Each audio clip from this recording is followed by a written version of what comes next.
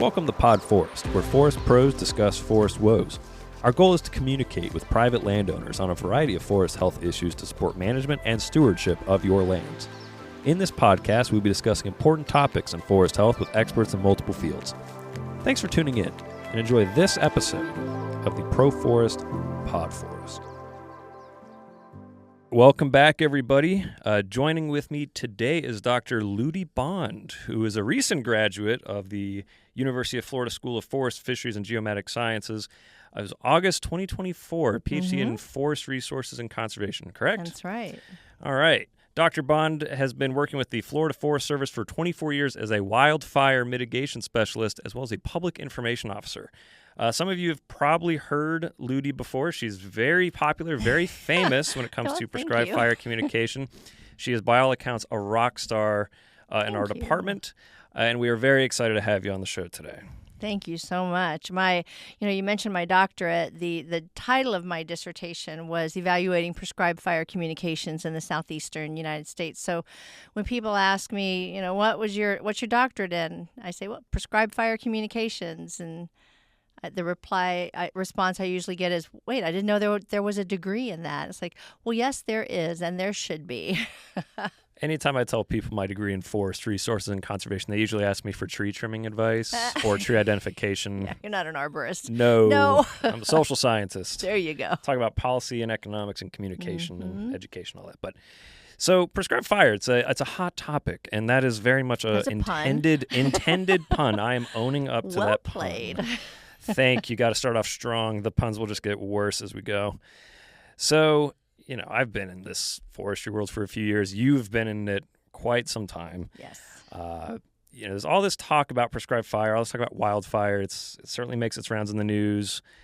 Our listeners come from a wide range of backgrounds, so I figure it might be best to just kind of start with just setting this foundation of what exactly prescribed fire is, because I think some people get that mixed up with wildfire, and why is there prescribed fire? It's all just fire, the woods are burning, and that's a bad thing in perhaps some views. So what are we talking about when we think about prescribed fire? Well, I'll start off by saying a lot of times when I am giving talks, I ask the audience, what do you think of when you think of wildland fire? So fire in the wildland. And most of the times the responses I'm getting is they think of wildfire. They think of scary and concern and smoke and concern for animals. And I said, well, not all fires in the wildland are wildfires. There is prescribed fire. So prescribed fire, kind of a definition would be the controlled application of fire under certain specific weather conditions by trained professionals to not just reduce hazardous vegetation, or we in the trade call it fuel buildup, to reduce the potential negative impacts of wildfires, but it's also to promote healthy ecosystems, restore habitats, and support wildlife.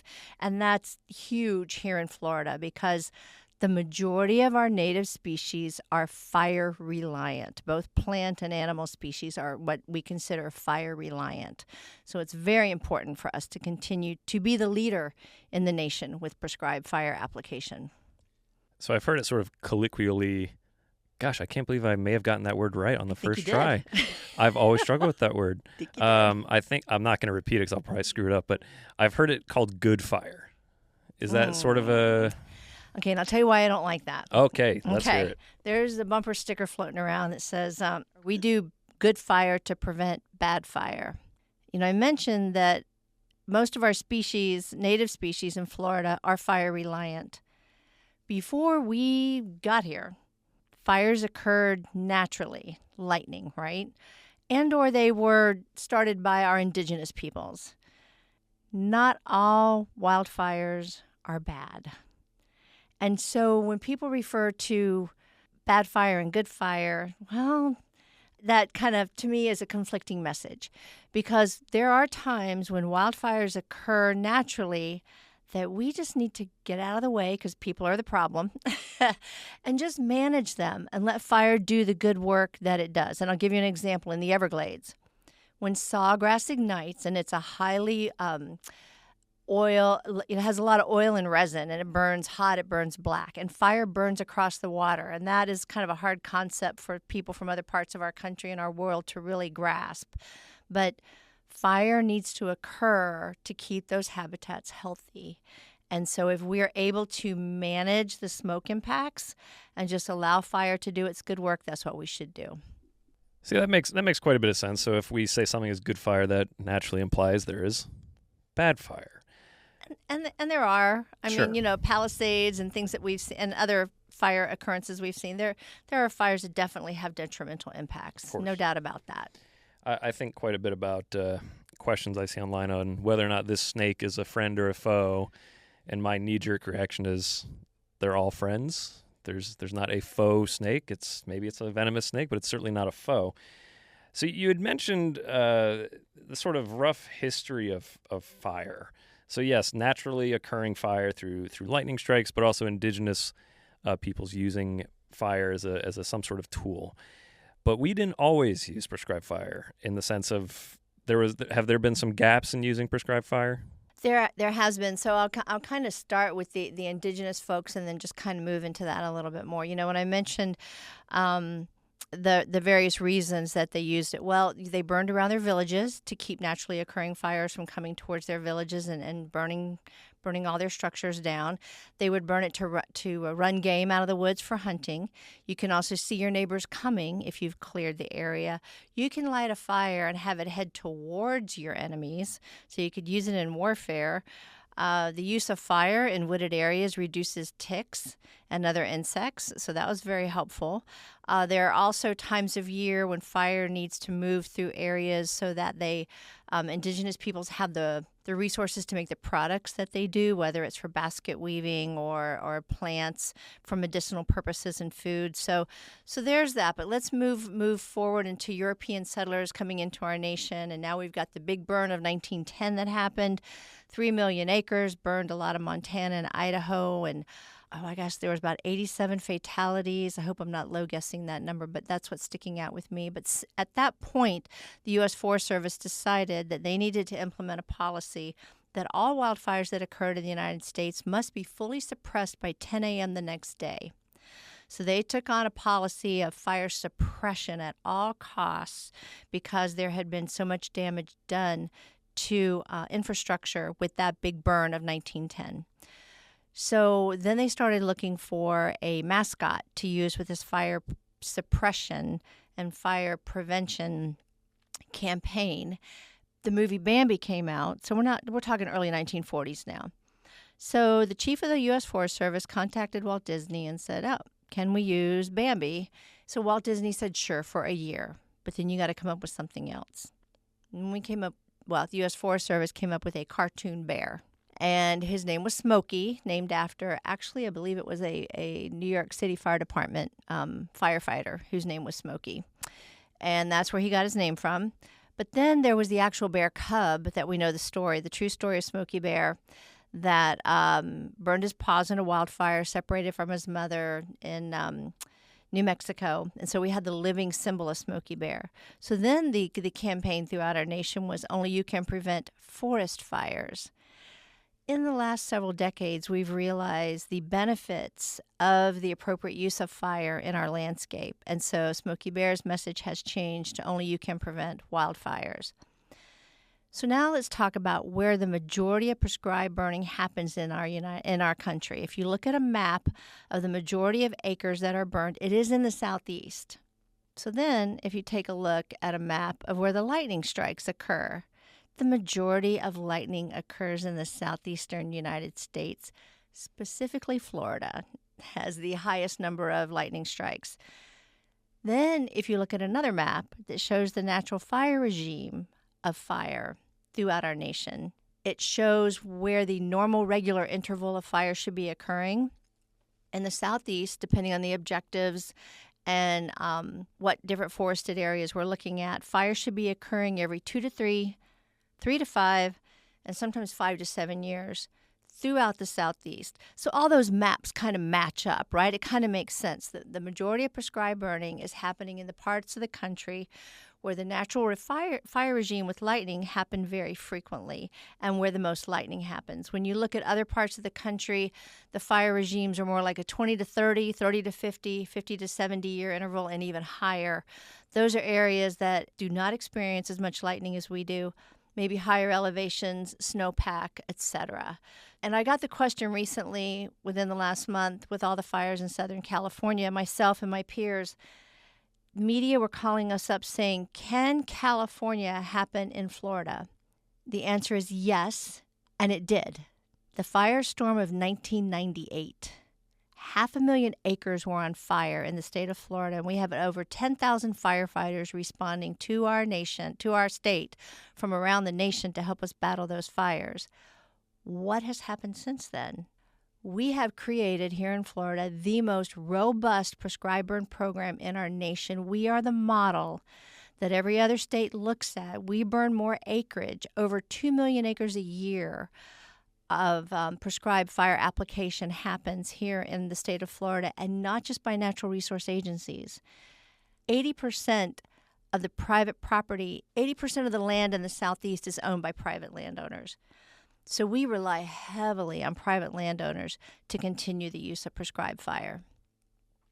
So there's the long version of how we got here. No, I think that's there you a go. very comprehensive history, something that I think some people don't always consider.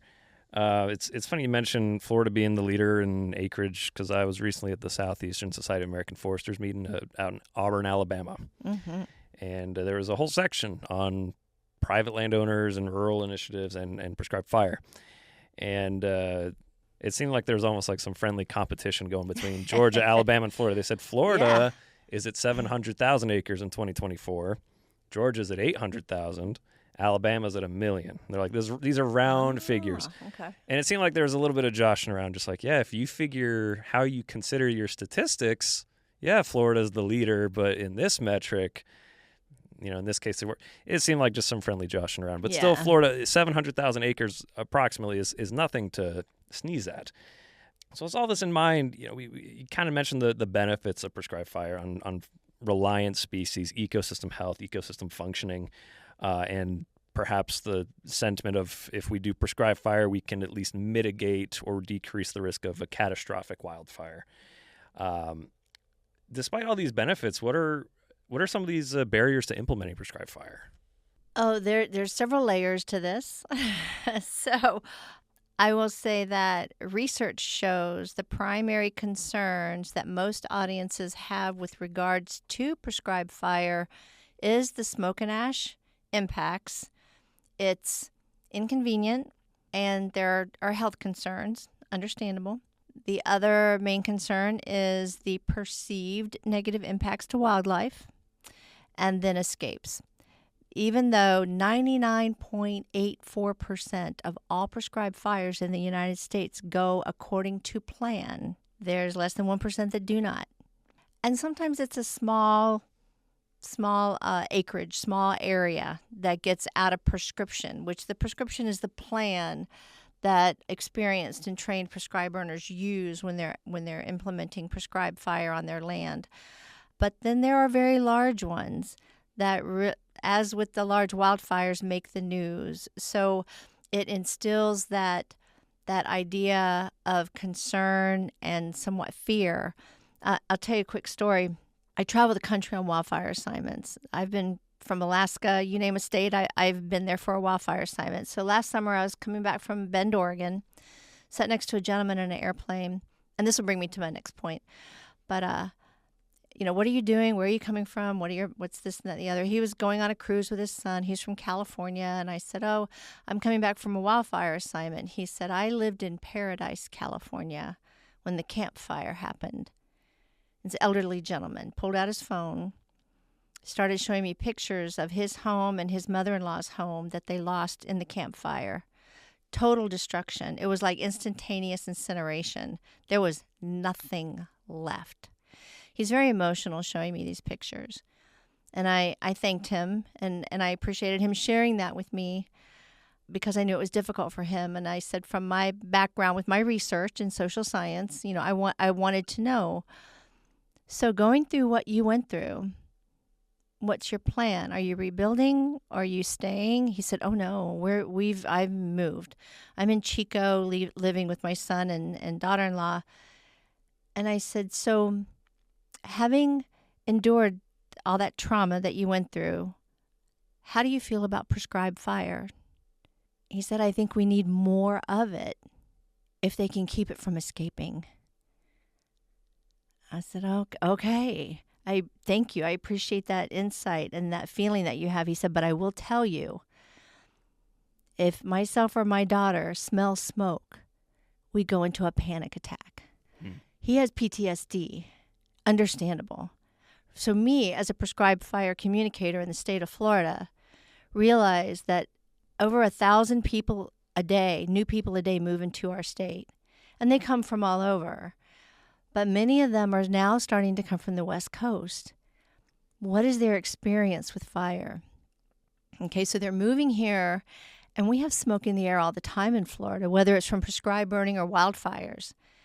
And now I'm trying to message to these people that they should embrace fire. Some people can't.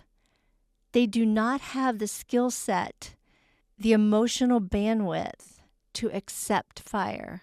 And that hit me. It just hit me. Like, wow, I really need to look deeper into this and understanding my neighbors. You know, there's knowledge deficit theory is the behavior theory that if we just tell people, give them the information, if they just have the knowledge, they'll get it. Mm-hmm. No, that is not always true. If education was the silver bullet to our werewolf problems, we would have solved a lot of them a long time ago. Yeah, so talking about all the private landowners and other natural resource agencies as we're conducting our prescribed burning, and we want to be good neighbors and we want to communicate to people about how we're good stewards of our land and we're trying to meet resource objectives, we really need to take into consideration what our various audiences, what are their experiences with fire, wildland fire, both wildfire and prescribed fire, and then what is their experience with government agencies like mine? Are they going to be very accepting of the information I try to provide to them? So there's a trust issue and trusted messengers and that kind of thing. Yeah. So Florida is pretty uniquely positioned, being that, of course, Florida is flat, for one thing. It's easier to burn than, say, a mountainous region, right? Mm-hmm. What is it? We have please remind me the negligence standards that we have in Florida. It's gross negligence versus simple. Correct. Right. So there's a bit more legal, I'll say, flexibility. For and liability protection. And liability protection, yes, when it comes to prescribed fire. It's really interesting, and I say interesting, but also, of course, very sad and heartbreaking to hear about this story of somebody with PTSD, because usually when we talk about smoke risks, I have admittedly never once thought of PTSD in that context. I've thought of asthma, maybe, or just some sort of respiratory condition of inhaling smoke and all that kind of stuff, right? And it does set us up for a very interesting sort of a problem, because I can't exactly fault people for seeing forests on fire and thinking this is bad, we need to stop this. At the most fundamental level, I cannot fault somebody for thinking that. That being said, recognizing all these benefits, but how to actually communicate those values beyond just that surface level awareness of it is certainly a challenge. I'm glad we're trying to make some good progress on it. Now, I wonder though, being that I've lived in Florida my whole life, there's obviously hurricanes, right? I think I have no data to back this claim up. I'm just purely speaking anecdotally. I wonder what the sort of breakdown is of people who are more concerned about hurricanes than wildfires in Florida. I couldn't even begin to speculate. That might be, inter-Florida dependent, like different spots in Florida might be more dependent than others. Who knows? What sort of role do hurricanes play in prescribed fire and wildfires, if there's been any sort of connection? Well, first I'll kind of address, you had the concern, you think people are more concerned with hurricanes than wildfires. In Florida, hurricanes impact a larger acreage area. Yes. Right? So geographically, they impact with flooding and winds and power outages and all that versus a wildfire. I say in Florida, when there's a wildfire, it's not going to be too long before it hits some pavement or hits some water. So just because the mix-up of land use in Florida that we don't have in the western states. But one thing that is certain, there's going to be hurricanes every year impacting Florida. Another thing that's certain, there's going to be wildfires impacting Florida every year. the highest, this is kind of interesting trivia, the highest number of wildfires in the country occur in the southeastern United States. Not the largest wildfires. That belongs to our western states. But it makes sense because we have all the lightning. So that kind of makes sense. And they have large millions of acreage of federal lands uninterrupted by strip malls, which we don't have that luxury in Florida, unfortunately, anymore. But talking about how one natural disaster impacts another. So hurricanes, let's go. We could go back to Michael, but more recent is Idalia. So the last year and a half, we've been hit back to back by hurricanes. Okay, we had Idalia come in. She had heavy timber blowdown in Taylor, Dixie, up in the bend of the state of Florida, in those counties. So, right, heavy timber blowdown. So several years later, that's going to be a real problem for fires because it's all dead down and dried out timber, makes access very difficult for wildland firefighters with dozers. Once it ignites, it's a smoke nightmare. And then we had Helene. And then we had Milton. Okay, so not only did we have some more heavy timber blowdown, we had storm surge. Ian did the same thing in Southwest Florida a couple of years ago. When you have storm surge coming in, you have saltwater intrusion for miles. What does saltwater do to vegetation? It kills it, okay? So after Ian, they had the storm surge, then they had hard freezes, and then they had extreme drought. And they were chasing fires like nobody's business down there. So let's talk about what's happened to us in the last 8 months. We are in drought-like conditions right now, not so much in the Panhandle, but from here in north central Florida down on the KBDI, which is the Keach-Byram Drought Index, from 0 to 800, 800 being extremely dry. There are many counties right now that are over 600. Some pushing 700 and over. So they're moving from moderate to severe. We don't have extreme drought yet, but severe. We do have burn bans in place already. It's February. This is winter. What in the world? So Sarasota and Hendry counties have burn bans right now, and I'm sure there'll be more coming. We're getting a little bit of rain today, but a tenth to a quarter to a half an inch when our soils are so thirsty. You have a beautiful day like we had yesterday with sun, breezy conditions, low humidity. I think we're going to get some freezing temps on Friday. Yeah. So we are lining up to have drought-like conditions throughout the state of Florida for all of March and April. That's what Predictive Services is telling us. So you take the hurricane impacts, the freezes and frosts, the drought, and let's throw some people up in there. Yeah, we're going to have a spicy spring fire season. Now, my prediction is from Crystal River up through Perry over to Apalachicola. That's where we had a lot of the storm surge. We don't have as many people there, so that's going to kind of help out with human starts. But we don't have as many concentrated initial attack wildfire resources. The Florida Forest Service is up there, and they do rely a lot on volunteer fire departments, and we have our federal resources. The U.S. Forest Service has a tanker base in Lake City. So those are the airplanes that drop the water and retardant. We have a helibase on the Ocala National Forest, so we have helicopters. Florida Forest Service has helicopters as well. But it's shaping up to be a very interesting fire season. But I will tell you that the use of prescribed fire is our number one prevention tool. And so people usually think about fire prevention as things you can do to stop fires from occurring. Well, there are things that we can support as citizens of the state of Florida to reduce the size of wildfires and keep it safer for our firefighters having to respond to wildfires when they do occur, which they will. Mm-hmm. So prescribed fire is the number one tool we have in doing that. So when we have case after case after case, when a wildfire occurs and it's moving through an area, once it gets to a place that has recently had fuel reduction, whether it was mowing, chopping, or prescribed burning, that fire behavior, we call it laying down, it's greatly reduced. And then the wildland firefighters can get ahead of it and get the containment lines in, get some water down on it, slow it down, protect those homes. It wasn't just 2 weeks ago. We had wildfire, a couple hundred acres over in the Melrose area. We had mandatory evacuations. We had fires running across bays, dried out bays. We'll have swamps and lake beds that get really dry. And with a little wind, it'll push that fire right over. So in February, that was something that we normally don't see. So we are already seeing erratic fire behavior, hence the need to continue the use of prescribed fire. And we are very fortunate. You mentioned the liability. We are very fortunate that we have the support of our elected officials in creating a right to burn state and having gross negligence where a complainant would have to prove malicious intent and gross negligence in any kind of lawsuit, which adds some liability protection for our prescribed burners. So I've lived in Florida my whole life, which 28, almost 29 years, I guess.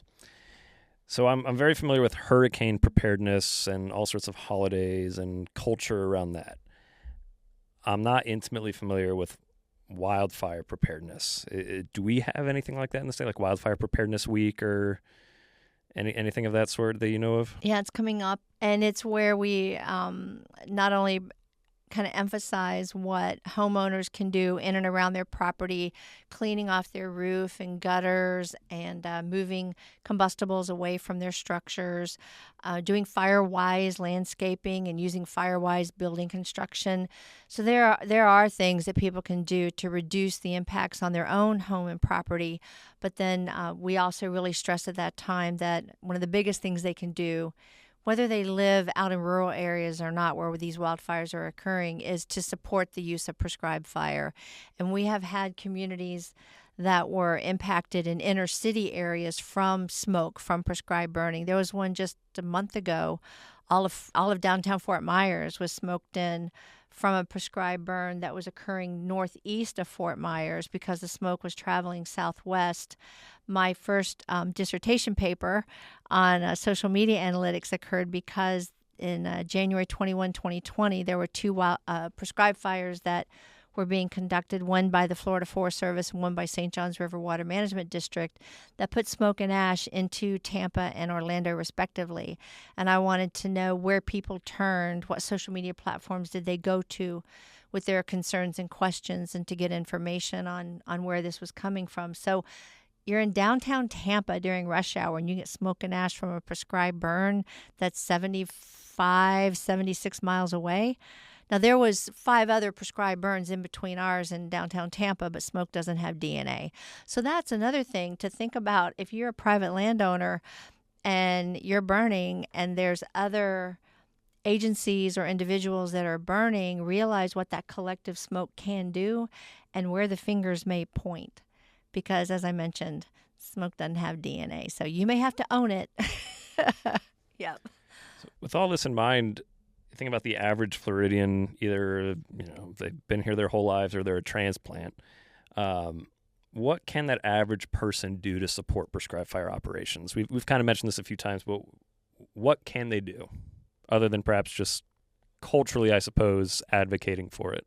Yeah, I would say just like you would advocate for any kind of land management practice or anything that, whether it's an agriculture practice or anything that your natural resource agencies like state forest, state parks, national forest, water management, and any other type of group, whatever they're doing on their land, if you have questions or concerns about it, or if you don't really understand and you want to find out more, then do the research, do your homework, find out more, get the answers to those questions so that then maybe you can have those peer-to-peer conversations with other people who may not quite understand. So let's say you live in a neighborhood and people are getting smoke and ash from a prescribed fire, and you understand, that it's beneficial.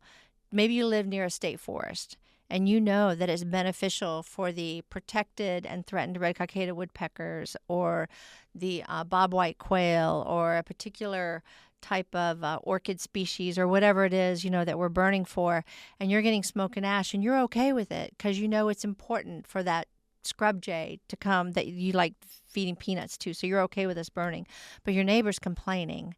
Well, then this gives you the opportunity to say, no, here's what I know about why they're burning and why it's important. research shows that peer-to-peer conversations is really the most impactful and effective way to have a communication. So if people are hearing messaging maybe from me and I'm with a government agency, they may not trust me as much as they would their neighbor next door. Sure. So you'd mentioned earlier, and we've been talking quite a bit about this, and it's definitely been a focal point across groups, conferences, organizations, what have you, about resources for landowners in the Southeast. And I understand that you were recently part of a pretty important document about resources for landowners. Yeah. There was a paper that several of us collaborated on recently that actually the title is Resources for Prescribed Fires on Private Lands in Florida. And it's a paper that was put out by UF-IFAS Extension.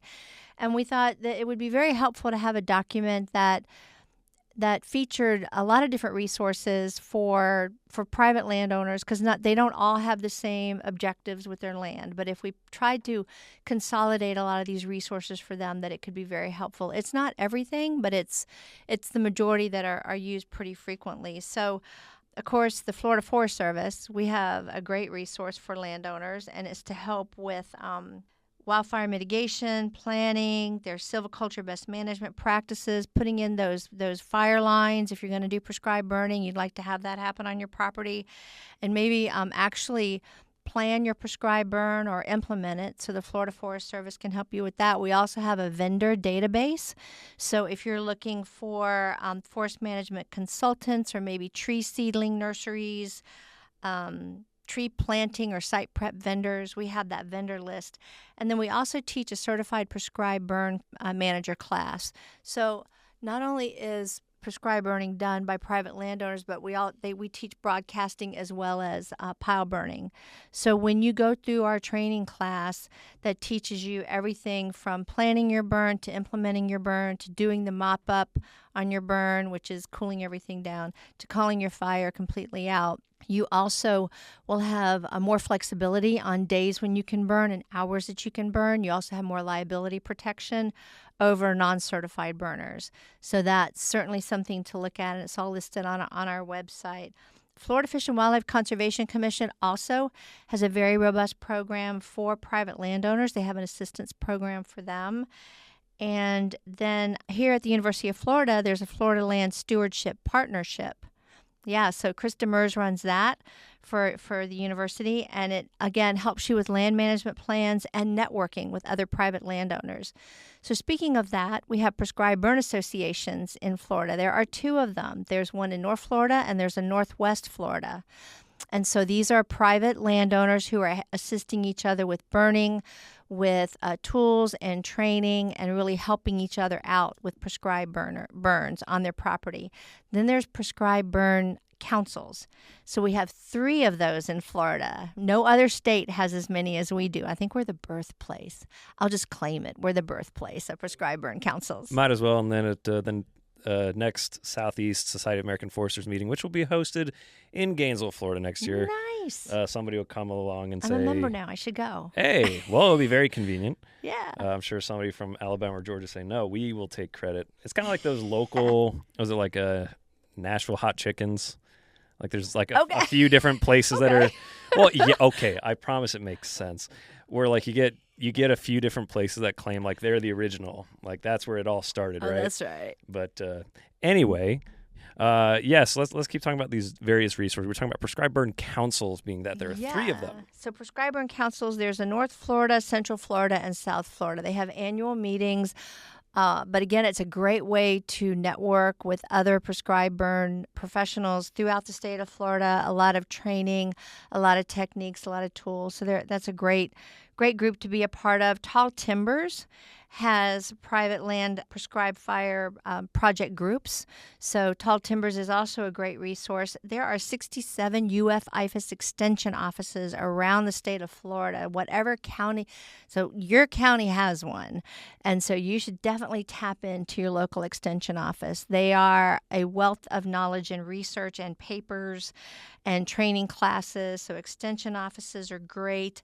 Another one that I will hit on is Southern Fire Exchange. So the Joint Fire Science Exchange in the United States, every region, every area has one. And so This is a group that you can get an email newsletter from. You can follow them on socials. They offer webinars, trainings, the latest in science research on whatever topic it is. Obviously, Southern Fire Exchange is going to revolve around fire.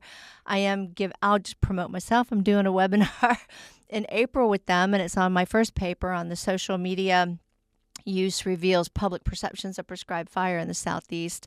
But they are a fabulous resource for you as well.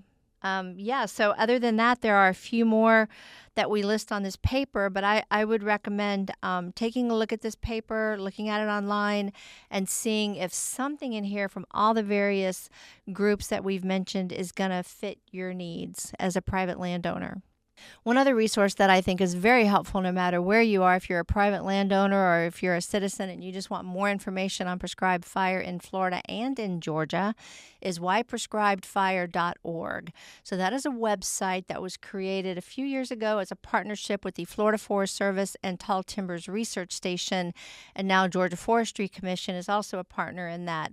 So it has frequently asked questions, it's got videos, it's got how to share things with your neighbor, how to promote the use of prescribed fire. So I think that is a great resource. Also, there are 2 dashboards on this website. If you're wondering if the smoke plume that you're seeing is a wildfire or a prescribed fire, you go on those dashboards, whether you're in Georgia or Florida, and you will see where the outdoor burn authorizations are for that day, and they are generated by our dispatch centers. So the moment somebody gets their authorization number, whether it's for acreage burns or a pile burn, it's generated on that dashboard. So that could be very helpful for you as well. There's also Firefest, right? And that's not F-Y-R-E. The University of Florida offers Firefest, F-I-R-E, that alternates between being hosted in Gainesville and then in Tallahassee, correct? Up at Tall Timbers, right. So Tall Timbers used to host the Red Hills Fire Fest every year, and it got to be a lot. Yes. And they said, why don't we kind of space this out? And so the University of Florida has, the School of Forest Resources has Austin Carey Forest, which is the teaching forest, just north of Gainesville. So on the odd years, we have Flatwoods Fire and Nature Fest up there, and then I mentioned the Red Hills Fire Fest. Great opportunity to come out, actually watch a prescribed fire take place and be right up front and close and ask questions, voice concerns, be around anything and everything that's fire. Now, your extension offices will host learn and burns. So these are actually where you're out burning as a practitioner, which is different from a fire festival, which is where you're coming out more for entertainment and entertainment and education. Now, there are more and more prescribed fire festivals that are being held around the Southeast. There are some in Central Florida, Southeast Florida, Hillsborough County just had one. So Google up Fire Festival in Florida and see, where there's one occurring near you. Yeah, just don't end up at some music festival that won't have or any do. bands. Well, yes, but if they show up, yeah, it sounds like a lovely time. If they don't show up and you're stranded, that doesn't sound like a fun time. Yeah, I attended the UF Fire Fest a few years ago. It was really cool. I had taken the S-130, S-190 training some years before that, so it wasn't anything particularly novel perhaps, but for somebody who's not familiar with prescribed fire, it's really cool, really exciting. And they've been having a lot of good participation in those events, like several hundred people coming out, having a good time. Over 850 at this last one. Over 850? Just 2 weeks ago. Yeah, wow. up there at Austin Carey. So another thing that I think I'll throw out there that I was thinking about as we were talking is we need to do a better job as people in prescribed fire in telling our story. Okay, so prescribed fire offers you that opportunity versus wildfire. Wildfire is very reactive. You react to it, you suppress it, and then you do repair work after, right? You try to heal from the negative impacts from that wildfire, what it did. With prescribed fire, it's like a story where there's a beginning, a middle, an end, and another end, and another end, because we are continuing to apply fire to our landscape every few years. So I encourage people to tell the story of where you are now and what the objectives are with your prescribed burn program, where you want what are the effects that you're looking for from your prescribed burn, then capture visually, if you can, with either video or photographs, the before, the during, when you're actually applying fire and how you're doing it, what are the methods you're using, and then after, directly after, and then you can come back 6 months, a year, 2 years, 3 years. What were your objectives with applying fire? Did you meet your objectives? And what does the landscape look like now? And then you're going to, in a few years, apply fire again. So it's really doing a better job of telling our story so people can see the impacts, the positive impacts. I like the idea of taking those pictures because I remember helping out with the prescribed burn at Morningside Nature Center some years ago. And it is incredible how quickly after a burn you see new growth. You see things sprouting out of the black soil, right? A lot of people would see that and think, oh, it's just a dead place. It's burned. It's gone. Mm-hmm. But how quickly things just come back. Because they were never really gone. They were just, perhaps relieved, I guess, for lack of a better word, taking a breath, because a lot of these species are dependent, relying on fire. And so it's a beautiful thing to see. It's not just destruction, it's life. It's birth, it really is. It's rebirth. So you bring up an excellent point that a lot of people don't realize either. In Florida, our vegetation has several layers, right? So you have surface, which is where all the grasses are. You'll have mid-story, which is kind of like the bushes. Then you have the crowns, because you've got the upper story and the crowns of the trees. But what's below the surface? You have ground fuels. So we have 20, 30, 50 feet of decaying vegetation. Okay, so it's duff, peat, muck. Fire needs vegetation or something to feed on to continue to burn. So fire will burrow and tunnel and go underground, and it can stay underground and continue to burn for days, weeks, months. We've even had fires burn for over a year in some really dry swamp areas. I'm thinking mainly Okefenokee Wildlife Refuge, but we've had some other areas if it was dry enough. But compare that to other parts of our country where it's clay and rock and sand. So once fire burns across the surface, it's going to take a while for regrowth. Well, if you've lived in Florida in the summer, things grow back very quickly. You have to mow your grass every week. Well, it's the same thing after a prescribed burn because we do have higher humidities. We've got all that vegetation, and it grows back so quickly. And it's that new nutritious growth that's so healthy for the animal communities and the plant communities. The other thing is we have pine species that have serotinous cones, which means they have to have heat to open to release the seed. So when a fire moves through on the surface, it's preparing the ground to receive the seeds when they're released from the pine cones. And then the heat is also opening up those cones. So it's a dual purpose with that as well. The other thing the fire is doing is clearing out some of that mid-story vegetation and maybe a little bit of crown scorch to kind of open up the canopy. Now sunlight can get to the ground. And those seeds that were there are now, whether it's flower seeds or whatever kind of plant that's there, can now grow. With the high humidity, it's oppressive in the summer, but it does help things grow back very quickly. So we do have that to our advantage. So there's no shortage of resources available for private landowners. There's all sorts of opportunities for the public to get involved with prescribed fire and learn more. It's a very exciting thing, a very important thing. And it is, like you said, there's a chance that this could be a spicy year, as you say. So all that being said, thank you, Ludie, for joining us. Thank you for having me. Yes, and do follow Southern Fire Exchange on social media. Go check out their website. And that's it from us. So thank you, everybody, and we will see you in the next one.